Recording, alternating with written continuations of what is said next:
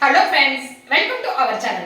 இன்னைக்கு பதிவுல ஒரு சுவையான ஒரு புலாவ் முதிரா அப்படியே ரொம்ப டேஸ்டா ரொம்ப சிம்பிளான மெத்தட்ல அதிகப்படியான எந்த வெஜிடபிள்ஸோ நான்வெஜ்ஜோ எதுவும் இல்லாம ரொம்ப அருமையான டேஸ்ட்ல ஒரு புலாவ் எப்படி செய்யறது அந்த புலாவுக்கு பொருத்தமான ஒரு பருப்பு தக்காளி கடைசல் அதோட சேர்த்து சாப்பிடும்போது ரொம்பவே நல்ல டேஸ்டா இருக்கும். அது ரெண்டையுமே எப்படி செய்யறது அப்படின்னு இன்னைக்கு பதிவுல பார்க்கலாமாங்க.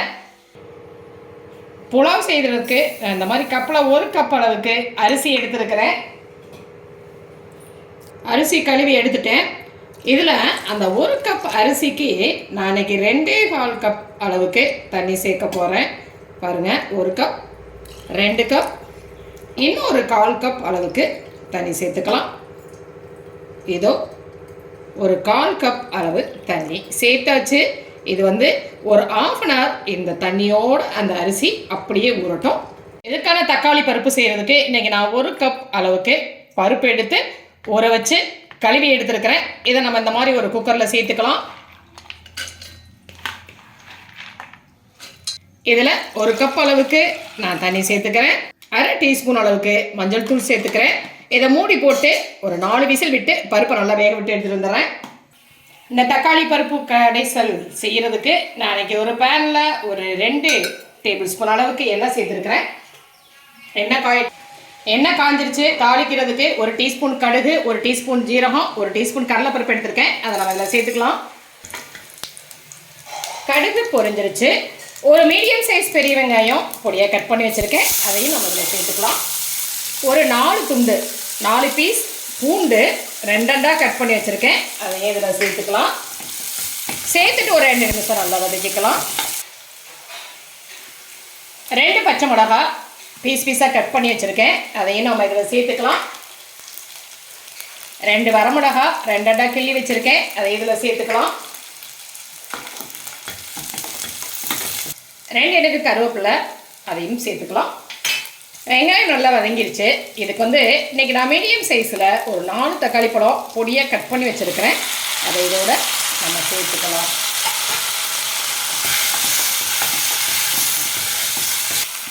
இதை மூடி போட்டு 2 நிமிஷம் வதங்க விடலாம். அப்போ தக்காளி நல்லா வதங்கிடும். பருப்பு நல்லா வெந்து ரெடி ஆயிடுச்சு. பாருங்கள், அதை நம்ம சும்மா கரண்டியாலேயே அப்படியே மசிச்சு விட்டுக்கலாம்.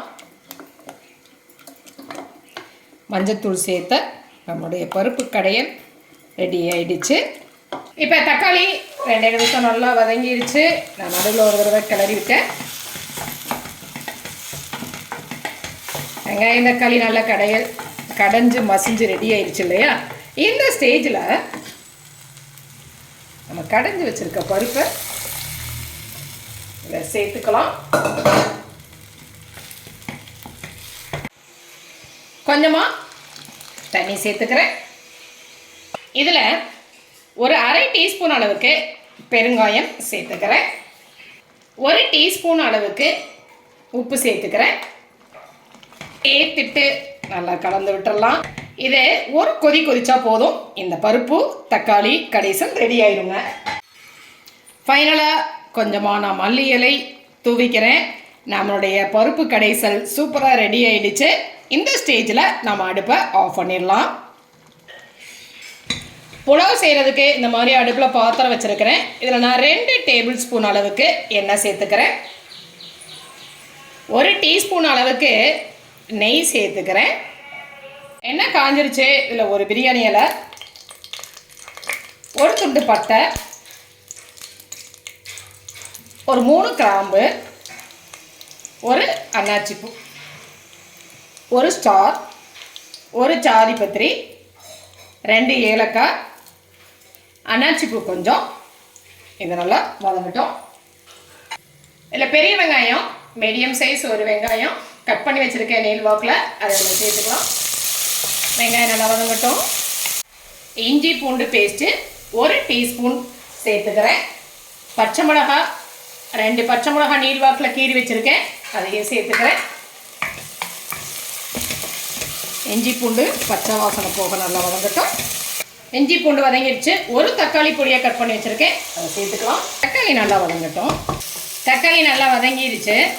இதில் நான் ஒரு 1/2 டீஸ்பூன் அளவுக்கு மஞ்சள் தூள் சேர்த்துக்கிறேன். 1 டீஸ்பூன் அளவுக்கு கரம் மசாலா சேர்த்துக்கிறேன். மல்லி இலை ஒரு கைப்பிடி அளவுக்கு நான் சேர்த்துக்கிறேன். சேர்த்து நல்லா கலந்து விட்டுலாம். புதினா சேர்க்கறதுனாலும் புதினா இலையும் நீங்கள் சேர்த்துக்கலாம். இதில் இப்போ நம்ம 2.25 கப் அளவுக்கு, 1 கப் அரிசிக்கு 2.25 கப்பு தண்ணி ஊற்றி ஊற வச்சோம் இல்லையா, அதை அப்படியே நாம் இதில் சேர்த்துக்கலாம்.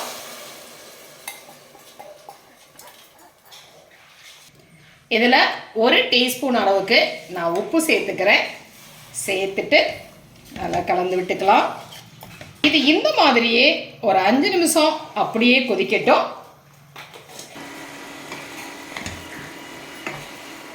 பாருங்க, நம்மளுடைய புலாவ் இந்த மாதிரி ஒரு 5 நிமிஷம் கொதிச்சு பாதி வெந்துருச்சு இல்லையா, இந்த மாதிரி பாதி வெந்திருக்க இந்த ஸ்டேஜில் நாம் அப்படியே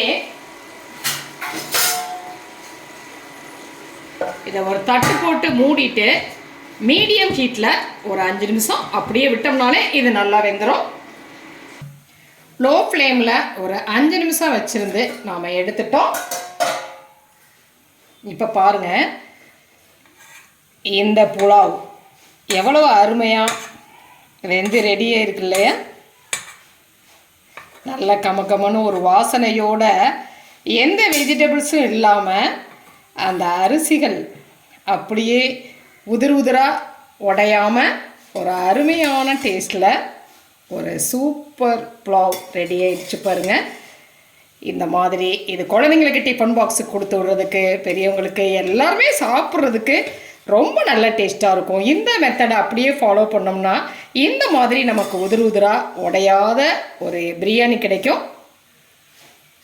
சூப்பரான ஒரு புலாவ் பாருங்கள், நல்ல டேஸ்ட்டோட, எந்த வெஜிடபிள்ஸ் எந்த நான்வெஜ்ஜு எதுவுமே இல்லாமல், ஆனால் ஒரு கிராண்டான ஒரு டேஸ்ட்டோட, ஒரு ரிச்சான டேஸ்ட்டோட இந்த புலாவ் நமக்கு கிடைச்சிருச்சு. அதை இந்த மாதிரி நம்ம செஞ்ச அந்த பருப்பு தக்காளி கடையல் அதோடு நம்ம சேர்த்து சாப்பிடும் பொழுது ரொம்பவே சூப்பர் டேஸ்ட்டாக இருக்குங்க.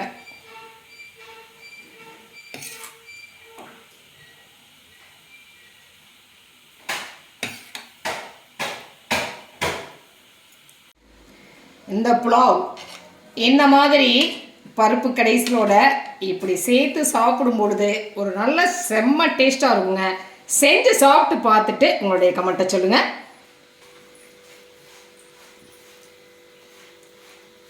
நம்மளோட சுவையான புலாவும் அந்த பருப்பு தக்காளி கடைசலும் ரெடி ஆயிடுச்சு. இது ரொம்ப ஒரு சூப்பரான ஒரு டேஸ்ட்டாக இருக்கும். ரொம்ப சிம்பிளாகவும் குயிக்காகவும் செஞ்சிடலாம். அதிகப்படியான பொருட்களும் தேவையில்லை.